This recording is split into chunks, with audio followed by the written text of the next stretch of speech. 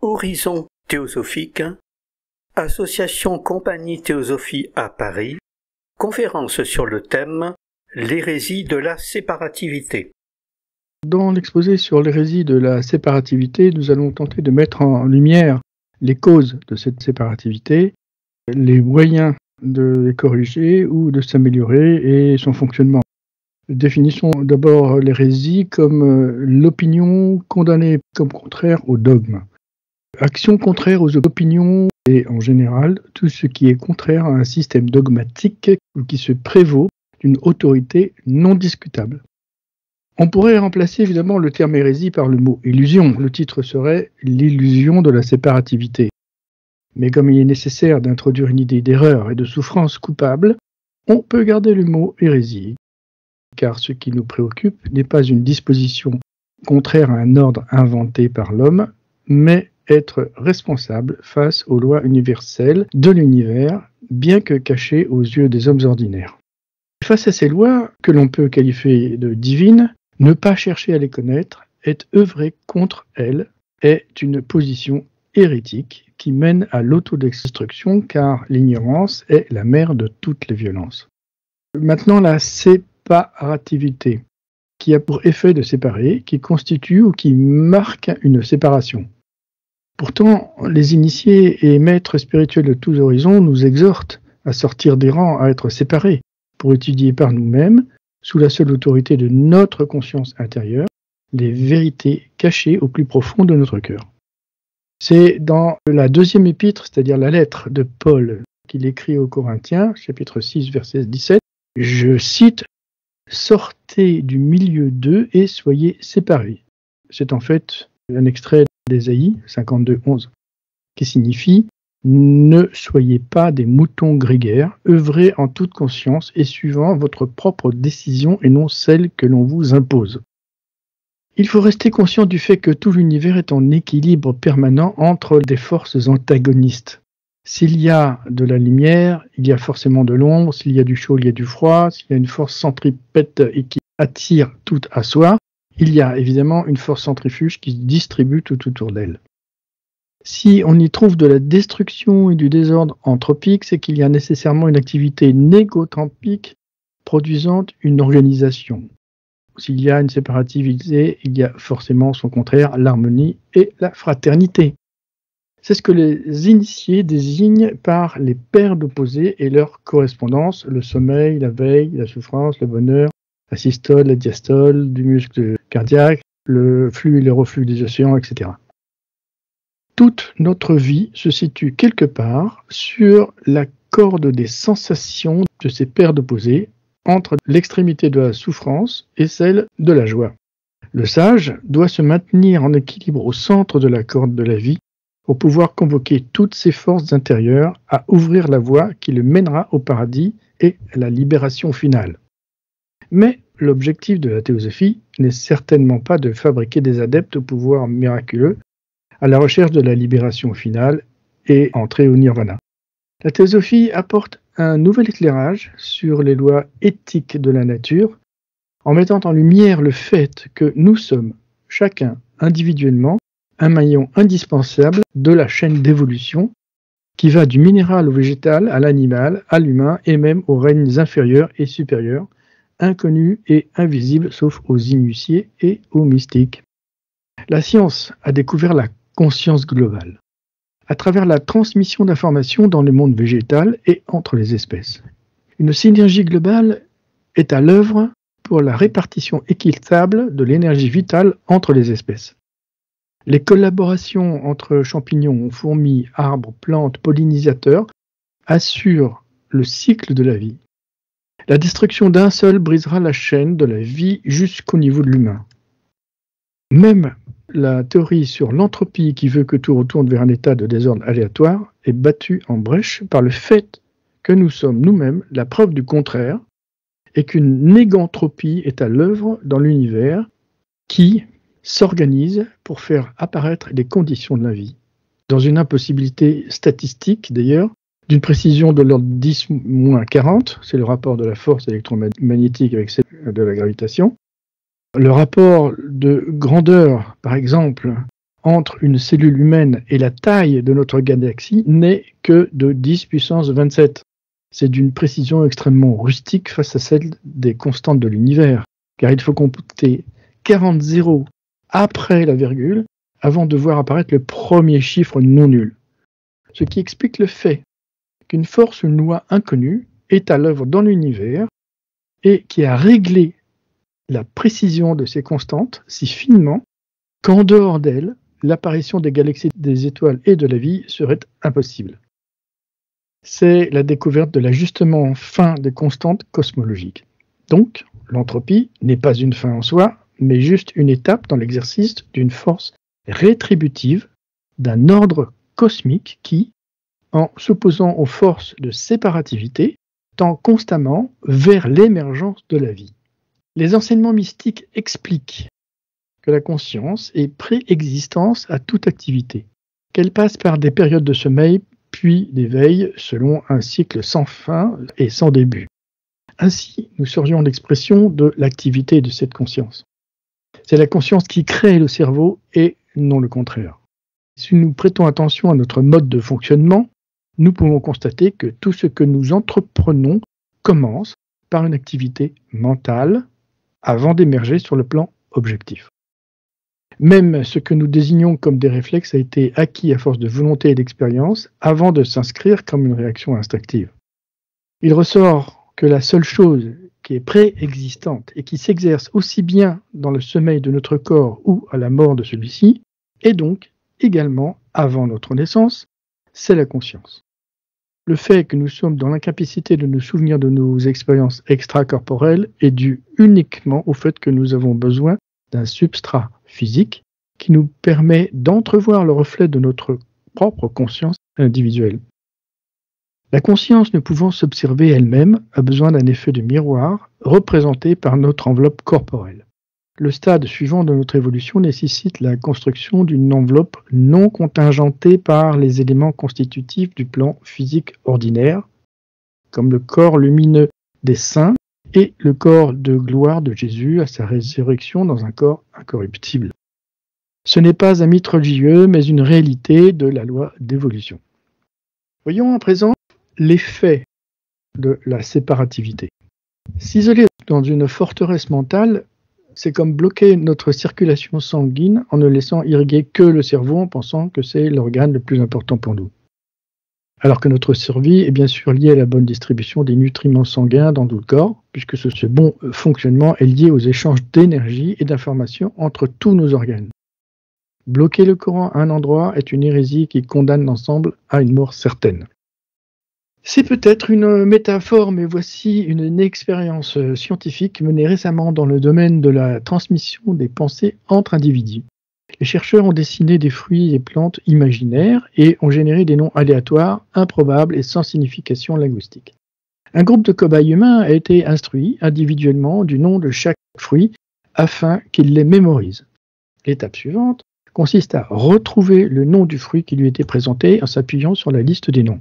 Résultat, 100% d'erreur. Aucun participant n'a réussi à associer un nom à l'image d'un fruit. Dans la deuxième partie de l'expérience, un cobaye a volontairement et librement associé les noms aux fruits et a mémorisé ces associations. On refait l'expérience depuis le début en gardant cette même association. Résultat, 100% de réussite. Tous les participants ont donné la bonne association entre l'image du fruit et son nom, sans avoir eu de contact avec celui qui les avait baptisés. Tout s'est passé comme s'il y avait eu transmission de l'information entre les cobayes associés à l'expérience et celui qui avait baptisé des objets.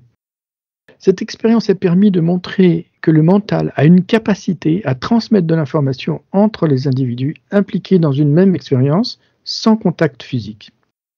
Il est clair que la capacité d'échange entre individus conditionne l'existence et la survie de tous. Et ceci, quelle que soit l'espèce concernée. Car, au vu de l'expérience scientifique, il n'y a pas de barrière à l'échange de données entre les règnes.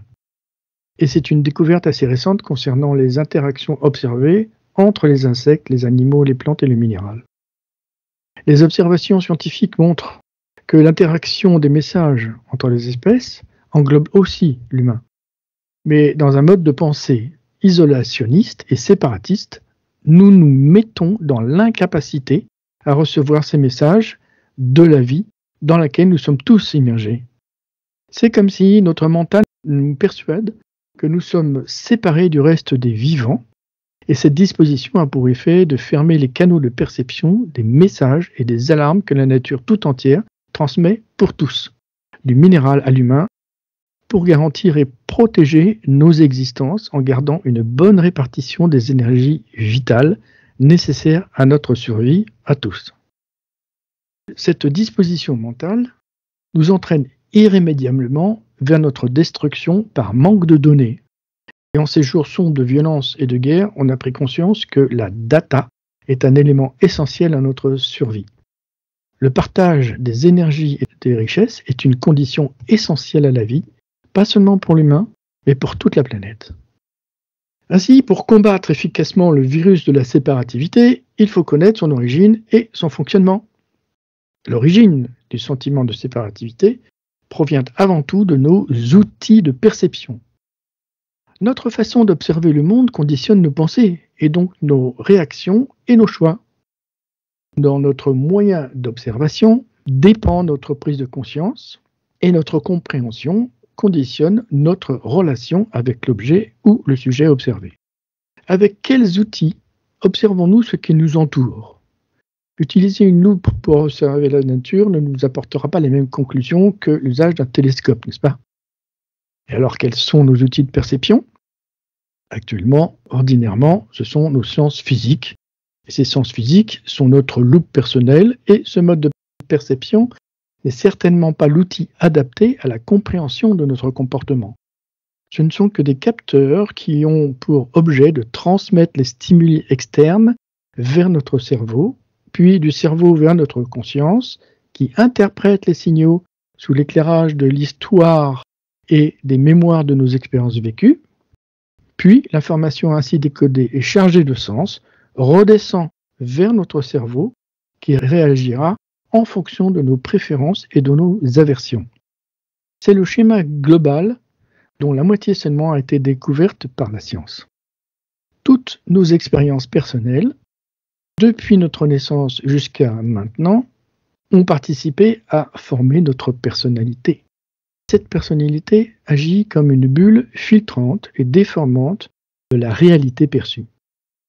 C'est comme la couche d'air entourant la Terre qui déforme la trajectoire des lumières célestes. Notre personnalité déforme les messages perçus. Il est nécessaire de s'extraire de cette couche pour percevoir les objets célestes sans autre déformation que celle imposée par la qualité de l'instrument d'observation. En ce qui nous concerne, notre mode de perception est identifié dans notre ego personnel et est désigné sous le terme de kama manas en sanskrit. Il est composé de deux éléments constituant de notre sphère individuelle, composée au total de 7 enveloppes ou véhicules. Kama manas est composé du principe des désirs et passions, kama, et d'une composante agrégeant notre capacité de conscience, manas, que l'on traduit comme le mental humain ou plus généralement comme le penseur. L'humain en tant que penseur. Cet élément manasique est le véhicule de notre conscience personnelle quand il est associé à kama. Kama donne l'impression de la personnalité. Notre sphère des désirs et passions. Mais kama n'est pas le mal présenté par certaines croyances comme un démon en nous. Il est indispensable à notre vie psychique, car sans lui, nous serions amorphes, car dans l'incapacité de mettre en œuvre l'énergie nécessaire pour nous mouvoir physiquement et psychiquement.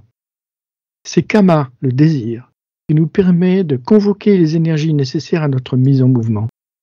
Ce qui, au passage, présuppose un composant cosmique identifié comme énergie et désigné à notre niveau par le terme de prana, le souffle vital. Il est présent dans tout l'univers. Il est également un des aspects de notre constitution.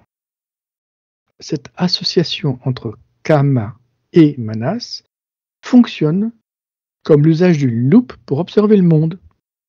C'est une vision dite personnel, car il nous polarise vers nos sens physiques. Ce qui ne nous permet pas d'observer et de comprendre les relations avec le reste de l'univers, bien sûr.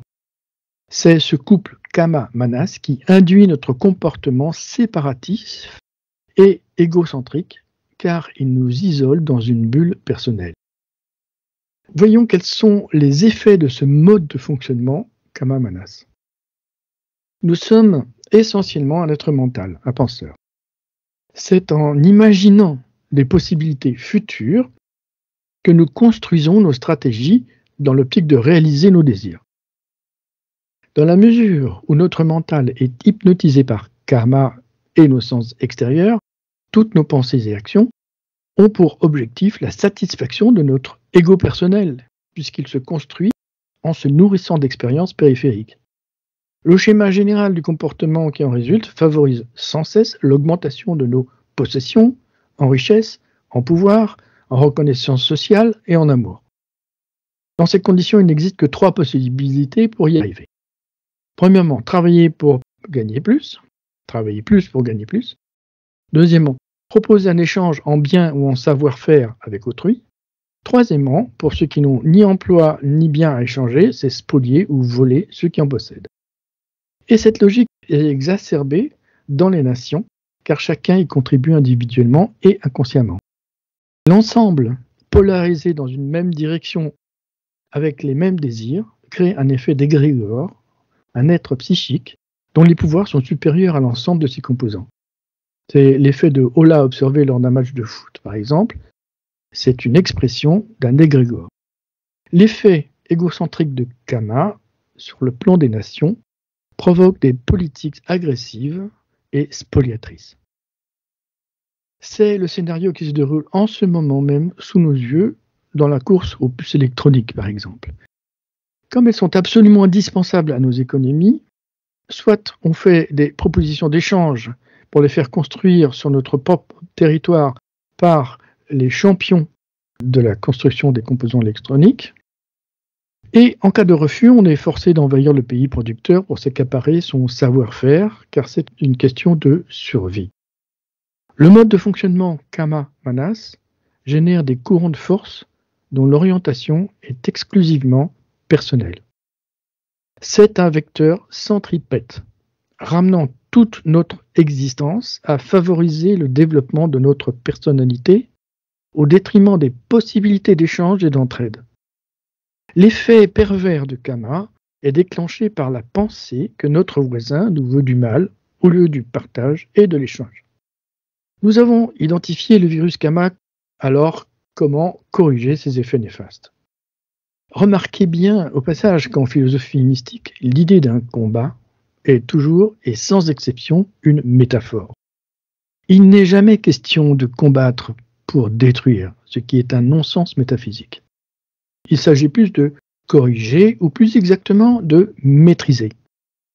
C'est tout ce qui existe dans l'univers, car tout ce qui existe dans l'univers est nécessaire à l'émergence de la conscience.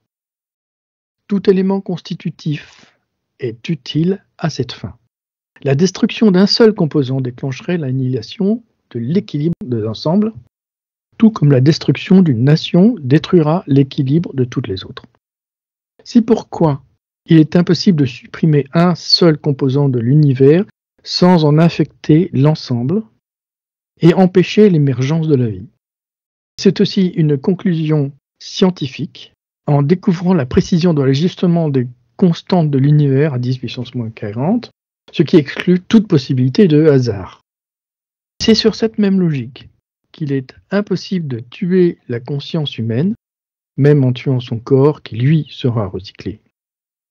Mais ne croyez pas vous être débarrassé de votre ennemi par le meurtre. Il reviendra immanquablement dans vos vies futures sous une forme ou une autre. C'est une constante nécessaire à la conservation de l'évolution commune et globale. C'est un effet holistique. La théosophie insiste sur l'aspect nécessairement commun et global de l'évolution, car cela n'implique pas seulement l'homme, mais également tous les règnes. Le ralentissement d'un seul élément interfère sur l'ensemble de la chaîne d'évolution. Et inversement, pas un seul individu ne peut évoluer sans entraîner avec lui le reste de l'humanité et tous les autres règnes. C'est l'effet colibri, et c'est une réalité cosmique. C'est une résultante de la loi universelle d'intrication quantique qui est nécessaire à la préservation de l'équilibre de l'univers et de la transmission de l'énergie. Si l'on force un électron à s'approcher du centre de son atome, il augmentera son énergie jusqu'au moment où il reprendra sa place sur une orbite où le transfert d'informations est le plus harmonieux et le plus efficace pour le maintien de la cohésion de l'ensemble. Ceci sans limite de temps ni d'espace, qui sont deux notions que la science n'a pas encore explicitées, à l'inverse de la métaphysique.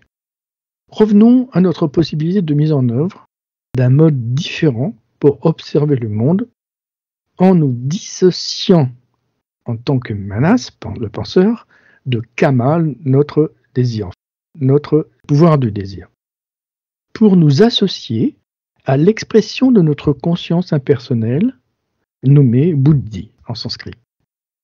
Buddhi est identifié comme le véhicule qui permet la plus haute et la plus large faculté de conscience accessible à l'être humain. Il permet à notre mental de percevoir le monde sans frontières et sans limites, où chaque composant apparaît comme un élément indissociable d'une chaîne sans fin, où chaque maillon est en intime relation avec ses voisins, en interrelation, où chaque parcelle de vie propage son pouvoir en interagissant et propageant ses données de la plus petite particule jusqu'aux galaxies en passant par nous-mêmes. C'est en fait le constat que fait la physique quantique. À partir de cette position d'observation centrée sur Buddhi, nous percevons le monde dans sa globalité en supprimant l'effet de loupe de Kama. Notre conscience passe de personnel à individuel. La différence est une parfaite opposition des forces mises en mouvement dans l'expression même de nos vies. Voyons maintenant les effets du mode de ce fonctionnement centré sur Buddhi-Manas. Nous sommes comme une goutte d'eau plongée dans l'océan de la vie sans perdre notre individualité. Alors que la personnalité après la mort finit par être assimilée à Buddhi par ses expériences utiles, tout ce qui est inutile à son évolution sera dispersé par l'entropie, permettant ainsi leur recyclage dans la constitution de nouveaux corps dans le règne humain ou animal. C'est un des aspects cachés de notre influence et de notre responsabilité envers le règne animal et le champ étendu de notre karma collectif, celui des familles et des nations. L'association Buddhi-Manas perdure en tant qu'individualité réincarnante et préserve les acquis de chaque vie passée. C'est le réservoir et l'origine de nos facultés innées. C'est ce qui explique le génie musical d'un Mozart et le génie de la stratégie d'un Charlemagne ou d'un Napoléon. Car dans l'apprentissage individuel fait par l'ego réincarnant, rien ne se perd. C'est aussi ce qui fait que l'amour, comme la haine, rassemble les individus qui en ont fait l'expérience réciproque, en donnant à chacun la possibilité de corriger les dysfonctionnements pour faire croître ce qui est utile à l'évolution du penseur immortel et non à la personnalité éphémère qui a joué son rôle dans une seule représentation sur la scène de la vie. Ceci s'exprime à travers la loi de karma, car rien ne se perd et tout se transforme. Le temps n'a aucune prise sur cette loi, car le temps n'existe pas en tant qu'élément distinct comme la matière ou l'énergie ou la conscience. Le temps est une perception subjective de l'observation d'un changement intimement lié à une respiration cosmique. C'est à partir de cette position centrée sur Buddhi, Manas, que nous développons le pouvoir d'accéder aux mémoires de la nature et de nos vies antérieures, par exemple. Mais, plus encore, cette association de Manas avec Buddhi forme une sphère individuelle qui traverse l'espace de la mort en gardant toutes nos mémoires et nos capacités à exprimer une conscience toujours plus vaste et un regard global sur notre univers. Cette forme de conscience qui se réincarne de vie en vie permet des échanges bien au-delà d'une perception personnelle. À présent, nous sommes en mesure de comprendre l'origine de la séparativité et de son contraire, la fraternité. Lorsque le maître nous enjoint de tourner notre regard vers l'intérieur, ce n'est pas pour observer notre respiration ou le fonctionnement de nos organes, mais pour prendre conscience de notre mode de fonctionnement et découvrir un moyen de percevoir les messages de notre aspect immortel divin, Buddhi en sanskrit. C'est celui par qui notre conscience est possible. C'est celui par qui nous pouvons percevoir nos relations indissolubles avec le reste de la nature et de toute l'humanité, sans distinction entre les règnes, les nations, les races et les genres. C'est par son pouvoir d'amour et de compassion inconditionnelle que nous devenons capables de soulever des montagnes. C'est celui enfin que nous rencontrons consciemment au moment de notre mort et qui nous dévoile les motifs réels de tous nos actes et toutes nos pensées qui ont présidé pendant toute notre existence terrestre, nous dévoilant les raisons qui ont dirigé toutes nos relations avec les autres. C'est le moment de la pesée de l'âme illustré par les hiéroglyphes égyptiens. C'est notre relation intérieure avec notre ego supérieur qui a pour conséquence d'entrevoir des solutions de rééquilibrage dans notre présent et pour nos vies futures.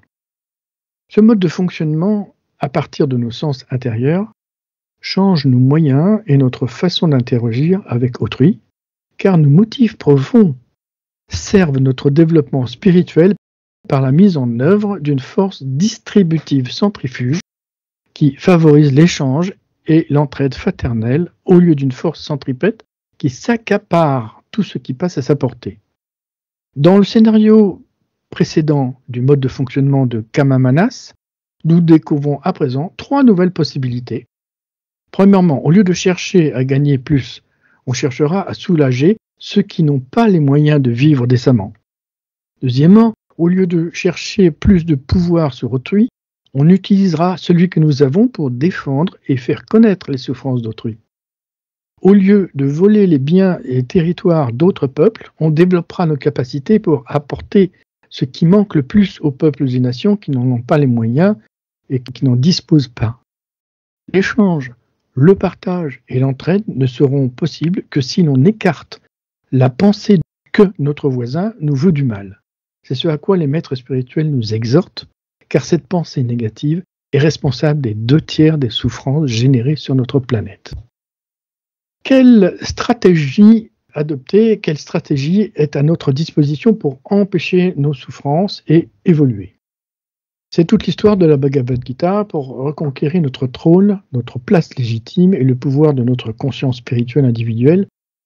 Nous nous trouvons dans une logique de reconquête et donc d'une bataille contre tous les aspects inférieurs, nourris de nos désirs personnels égoïstes qui, à cause de karma, nous obligent à répondre aux impulsions de nos sens ainsi que de la soif de l'ego personnel à accumuler les possessions, le pouvoir, la reconnaissance sociale et exiger l'amour des autres pour soi-même. Celui qui sera perçu comme entravant nos aspirations sera identifié comme un adversaire à éliminer ou à abattre. Si nous centrons notre mental, manas, sur l'aspect de Buddhi, tout ce qui entrave nos prétentions sera vu comme une opportunité karmique pour contrebalancer le pouvoir de Kama et renforcer notre cohésion avec la nature, l'univers et notre propre divinité. Ainsi se développent les maîtres spirituels qui n'ont jamais cessé d'éclairer l'humanité dans toutes les cultures, toutes les races, à tous les âges, en nous apportant les traditions orales transcrites avec plus ou moins de bonheur dans des textes devenus sacrés. Néanmoins, il ne faut pas faire l'erreur de croire que c'est par la force et la violence que nous serons capables de vaincre les effets néfastes de Kama. Car par la violence contre nous-mêmes, nous ne faisons qu'enfouir plus profondément dans notre inconscient des frustrations qui émergeront avec plus de force au moment où nous serons le plus vulnérables et au moment où cela fera le plus de dégâts. Cette règle n'admet aucune exception, car ce principe kamique est un élément indispensable pour permettre d'agir. C'est par lui qu'il nous est possible de planter les graines d'un désir d'évolution spirituelle. Le seul moyen de reconquérir nos droits à la vie spirituelle et à l'immortalité, c'est de canaliser l'énergie vitale, prana, le souffle vital, en détournant l'énergie de nos pensées égoïstes et violentes, avec des contre-pensées d'amour et de beauté et de bien-être. L'objectif étant de polariser notre énergie par des pensées spirituelles et de bien-être qui agiront comme une dérivation qui privera d'énergie les pensées négatives. N'ayant plus de nourriture pour croître dans notre espace mental, elles se dessécheront comme des mauvaises herbes qui seront alors plus faciles à déraciner. Cet exercice requiert une vigilance de tous les instants pour identifier les pensées néfastes qui viennent s'installer dans notre champ mental sans que l'on sache ni pourquoi ni d'où elles viennent. Il faut se rappeler que frustration mène sans exception à une catastrophe dans le mental humain. Forcer les gens à être vertueux ne provoque au mieux que des désordres psychosomatiques, au pire une agressivité et des violences sans solution de maîtrise. On le constate par exemple dans l'obligation des ordres monastiques imposant le célibat, alors que cette disposition était exclusivement adressée aux disciples d'initiés qui avaient déjà passé les étapes préliminaires de la maîtrise de leurs principes kamiques, ce qui leur donnait les moyens naturels d'abandonner des désirs sensoriels et égoïstes. Ce qui n'est absolument pas le cas de celui qui nourrit simplement le désir de s'approcher de son Dieu ou de son Maître. A-t-il conscience du motif profond qui le conduit ? Telle est la question que nous devons nous poser à chaque instant. La conclusion des recherches sur les échanges de données dans la nature montre que la conscience est globale et s'exerce avant même la prise de décision dans notre mental. Les expérimentations cherchant à localiser dans notre cerveau la région où nous prenons nos décisions ont montré un phénomène que les chercheurs ne s'expliquent toujours pas. Les expérimentations ont montré que le stimulus de prise de décision pour mettre en œuvre un muscle ne se fait pas dans aucune région de conscience, mais dans une région du cerveau préconsciente. Au vu du cerveau, tout se passe comme si la décision d'agir apparaissait avant que le sujet en prenne conscience, comme si l'ordre venait avant que notre mental n'en ait conscience. Tout se passe comme si la décision vient de l'extérieur du cerveau. La vérité, comme la conscience, est ailleurs que dans le cerveau. L'ignorance de ce que nous sommes est à l'origine de nos souffrances. On lit dans l'océan de théosophie, « Il n'y a pas un accident dans notre vie, pas un mauvais jour, ni une souffrance dont on ne puisse rattacher la cause à nos propres agissements dans cette vie ou dans une autre. » La connaissance de karma donne la conviction que si la détresse de la vertu et le triomphe du vice rendent l'humanité athée, c'est uniquement parce que l'humanité a toujours fermé les yeux à cette grande vérité que l'homme est lui-même son propre sauveur et son propre destructeur. Qu'il n'a pas à accuser le ciel et les dieux, le destin et la providence, de l'apparente injustice qui règne dans l'humanité. Qu'il se rappelle et répète plutôt ce fragment de sagesse grecque qui prévient l'homme d'avoir à s'abstenir d'accuser cela qui, juste, bien que mystérieux, nous conduit infailliblement par des voies non tracées de la faute au châtiment. Car ce sont là les voies et la grande route poursuivies maintenant par les grandes nations européennes dans leur marche en avant. De même que leurs frères orientaux de la 5e race, toutes les nations et toutes les tribus des Aryens occidentaux ont eu également leur âge d'or et leur âge de fer, leur période d'irresponsabilité relative et l'âge satya de pureté, tandis que maintenant, plusieurs d'entre elles ont atteint leur âge de fer, le Kali Yuga, un âge noir d'horreur. Cet état durera aussi longtemps que nous ne commencerons pas à agir de l'intérieur au lieu d'obéir toujours aux impulsions venant de l'extérieur. Jusque-là, le seul palliatif est l'union et l'harmonie, une fraternité dans les actes et un altruisme qui ne le soit pas simplement de nom. C'est sur cette citation que nous concluons cet exposé. Merci.